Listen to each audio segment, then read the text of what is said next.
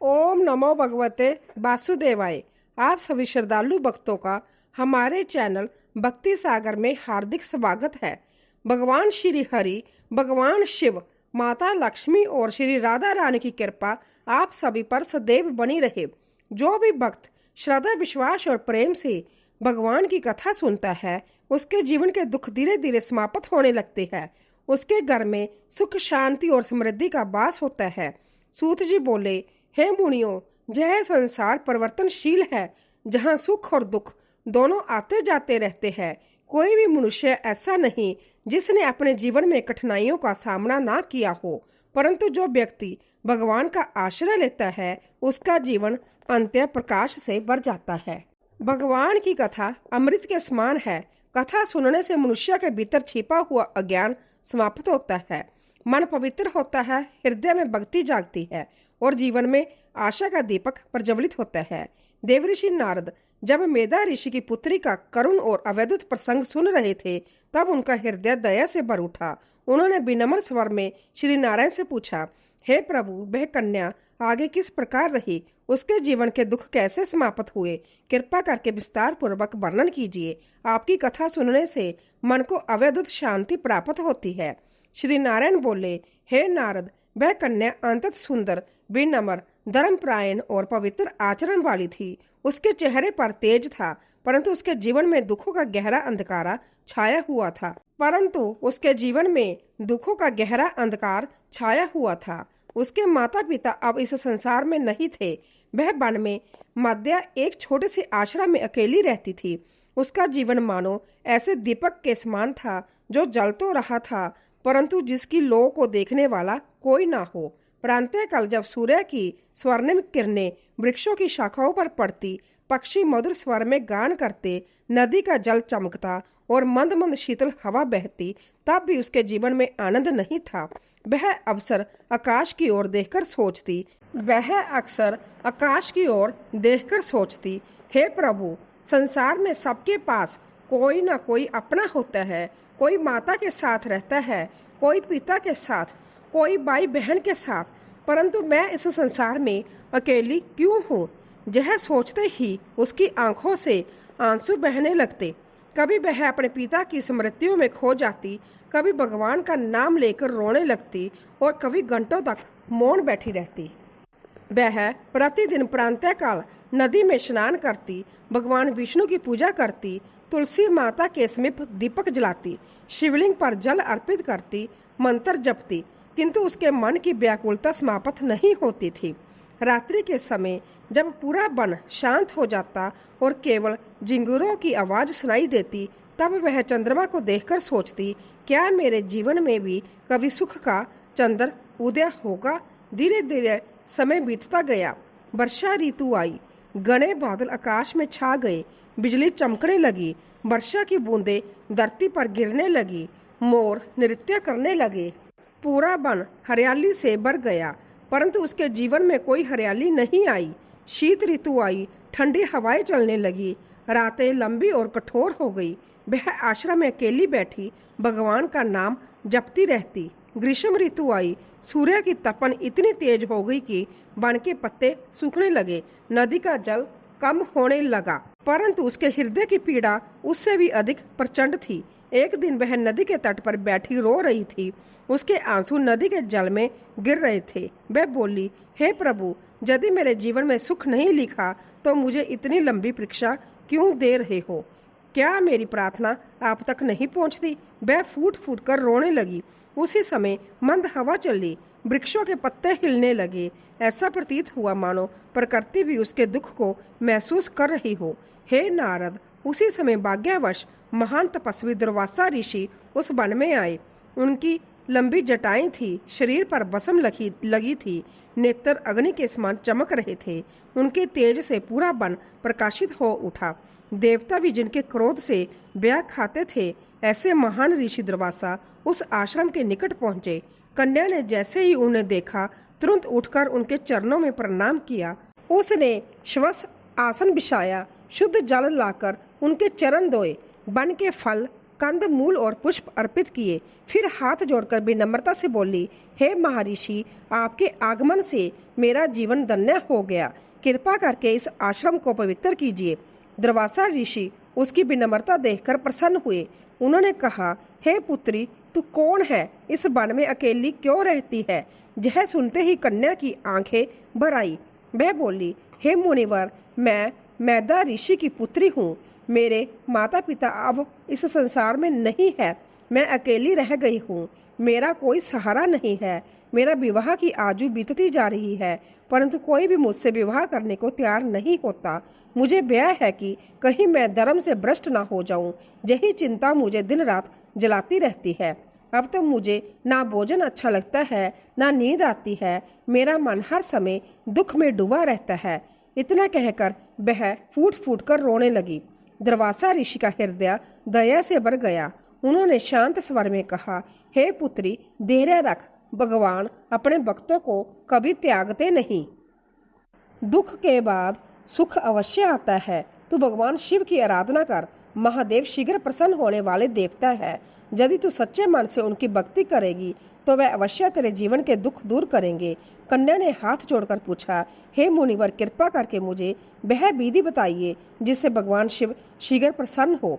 दुर्वासा ऋषि बोले, प्रतिदिन ब्रह्म मुहूर्त में उठना, नदी में स्नान करना, शिवलिंग पर जल अर्पित करना, बेल पत्र चढ़ाना, ओम नमः शिवाय मंत्र का जप करना, सोमवार का व्रत करना, क्रोध, अहंकार और झूठ से दूर रहना, किसी का अपमान मत करना। जो मनुष्य सच्चे मन से भगवान शिव की उपासना करता है उसके जीवन के बड़े से बड़े दुख समाप्त हो जाते हैं। इसके बाद दुर्वासा ऋषि ने उसे धर्म का गहरा उपदेश दिया। उन्होंने कहा, मनुष्य को कभी निराश नहीं होना चाहिए। निराश मनुष्य की शक्ति को नष्ट कर देती है। जो व्यक्ति भगवान पर विश्वास रखता है वह सबसे कठिन परिस्थितियों में भी टूटता नहीं।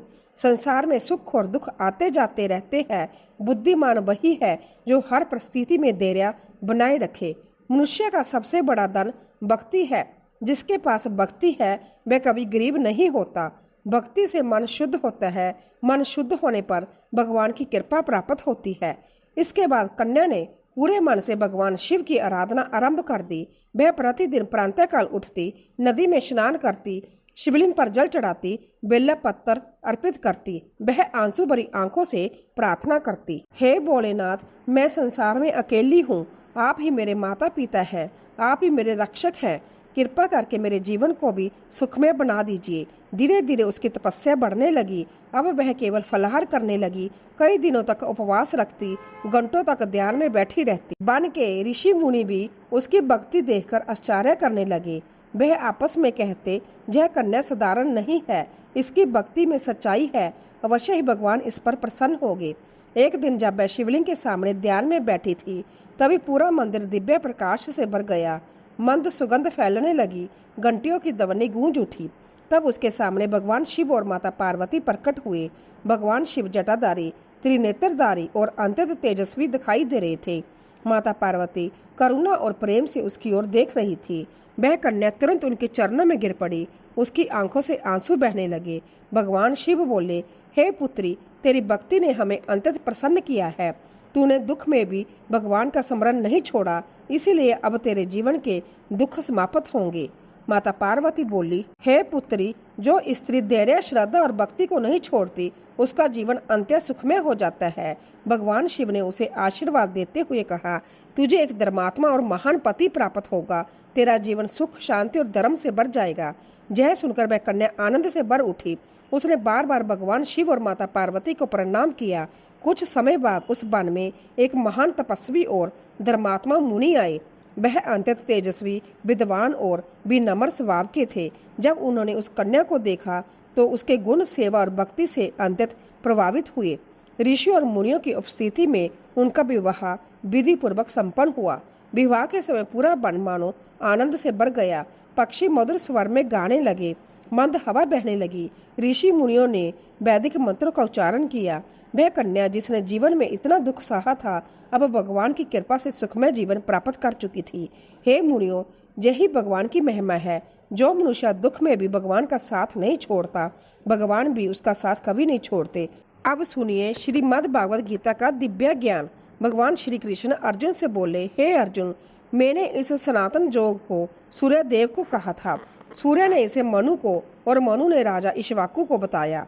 इस प्रकार यह ज्ञान परंपरा से चलता रहा, परंतु काल के प्रभाव से यह योग पृथ्वी पर लुप्त हो गया। इसीलिए आज मैं वही ज्ञान तुझे दे रहा हूँ। अर्जुन बोले, हे प्रभु, आपका जन्म तो अभी हुआ है और सूर्य का जन्म बहुत पहले हुआ था, फिर आपने उन्हें यह ज्ञान कैसे दिया?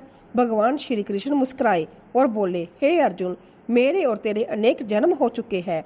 तू उन्हें नहीं जानता, परंतु मैं सब जानता हूँ। मैं अजन्मा हूँ, अविनाशी हूँ, फिर भी अपनी जोग माया से प्रकट होता हूँ। जब जब धर्म की हानि होती है और अधर्म बढ़ता है, तब तब मैं अवतार लेता हूँ। साधुओं की रक्षा, दुष्टों के विनाश और धर्म की स्थापना के लिए मैं जुग जुग में प्रकट होता हूँ। भगवान के इन वचनों को सुनकर अर्जुन का हृदय भक्ति से भर गया।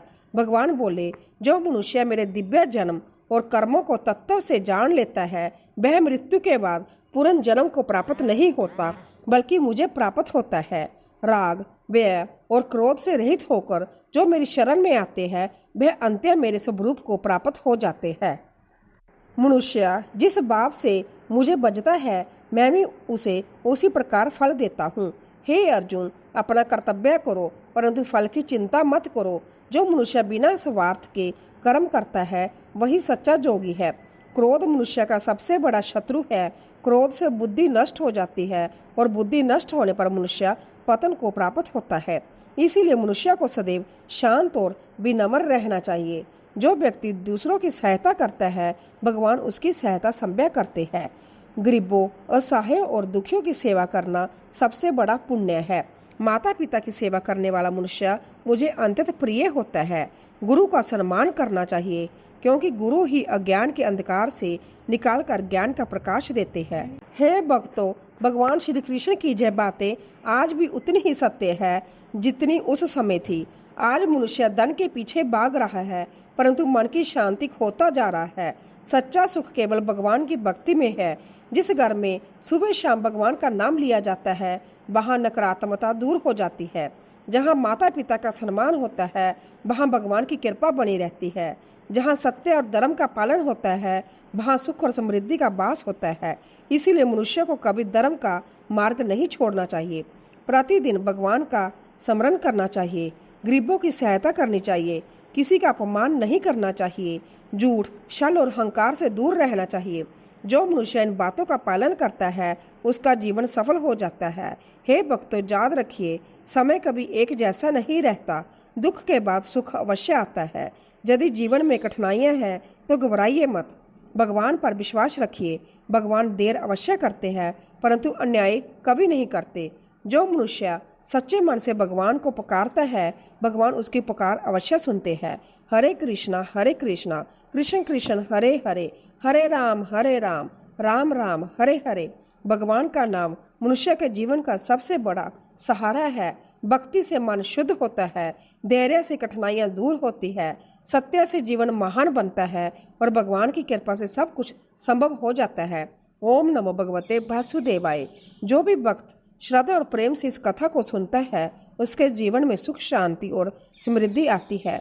भगवान श्री हरि, भगवान शिव और माता लक्ष्मी की कृपा उस पर सदैव बनी रहती है। हर हर महादेव। राधे राधे।